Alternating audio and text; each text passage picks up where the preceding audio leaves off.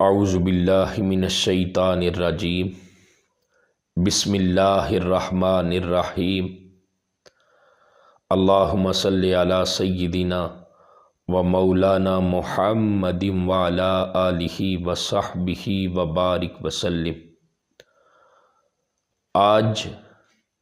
میں اپنے سارے سامعین کو اللہ کے محبوب صلی اللہ علیہ وسلم کی سنت اور آقا کریم علیہ السلام کی سنت کی برکت اور اس کی عظمت کتنی زیادہ ہے، صرف ایک سنت مبارکہ کی مثال آپ کو دوں گا۔ آقا کریم علیہ السلام کی سنت یہ ہے کہ جب میرے محبوب صلی اللہ علیہ وسلم اللہ کے گھر مسجد میں داخل ہوتے تو اپنا دایاں پاؤں پہلے داخل کرتے، اور جب آقا کریم علیہ السلام مسجد سے باہر نکلتے تو اپنا بایاں پاؤں پہلے باہر نکالتے۔ یہ اللہ کا گھر مسجد ہے۔ اور دوسری طرف میرے محبوب آقا صلی اللہ علیہ وسلم جب رفع حاجت کے لیے، قضاء حاجت کے لیے واش روم میں یا کسی جگہ پر تشریف لے کے جاتے تو آقا کریم علیہ السلام واش روم میں پہلے اپنا بایاں پاؤں داخل کرتے، اور جب واش روم سے باہر نکلتے تو اپنا دایاں پاؤں پہلے باہر نکالتے۔ یہ آقا علیہ السلام کی سنت ہے،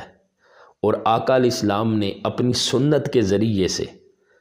امت مسلمہ کو کتنی اعلیٰ تعلیم دی ہے۔ میرے محبوب صلی اللہ علیہ وسلم کی سنت کی کتنی زیادہ عظمت ہے۔ اب 1400 سال گزر گئے ہیں، آج سائنس اس چیز پر بحث کر رہی ہے اور اس چیز کو ثابت کر رہی ہے کہ جب بندہ خدا چل رہا ہو یا کھڑا ہو اور اللہ کے بندے کا جو پاؤں ہے اگر دایاں پاؤں آگے ہو اور اس حال میں اللہ کے بندے کو موت آ جائے تو پھر جو اللہ کا بندہ ہے وہ آگے کی طرف گرے گا، اور اگر اللہ کا بندہ اس حال میں کھڑا ہے، اس حالت میں کھڑا ہے کہ اس کا بایاں پاؤں آگے ہے، اگر بایاں پاؤں آگے ہو اور اس حال میں موت آ جائے تو آج کی سائنس یہ کہتی ہے کہ وہ بندہ پیچھے کی جانب گرے گا۔ یہ سائنس کہتی ہے کہ اگر دایاں پاؤں آگے ہو اور اس حال میں موت آ جائے تو بندہ آگے گرے گا، اور اگر بایاں پاؤں آگے ہو اور اس حال میں موت آ جائے تو بندہ پیچھے کی جانب گرے گا۔ اب آقا علیہ السلام کی سنت کو ذرا دھیان سے سمجھے۔ حضور کی سنت کیا ہے؟ جب مسجد میں داخل ہوتے تو دایاں پاؤں پہلے داخل کرنے کا حکم دیا۔ اب دایاں پاؤں آگے ہو اور اس حال میں بندے کو موت آئے کہ بندہ مسجد میں داخل ہو رہا ہو اور اس حال میں موت آ جائے تو بندہ اللہ کے گھر مسجد میں گرے گا، اور اگر مسجد سے نکلتے ہوئے بندہ بایاں پاؤں پہلے باہر نکالتا ہے اور دایاں پاؤں ابھی اس کا مسجد میں ہے اور اس حال میں اللہ کے بندے کو موت آ جائے تو پھر اس حال میں بندہ پیچھے کی جانب یعنی اللہ کے گھر مسجد میں ہی گرے گا۔ اب دوسری طرف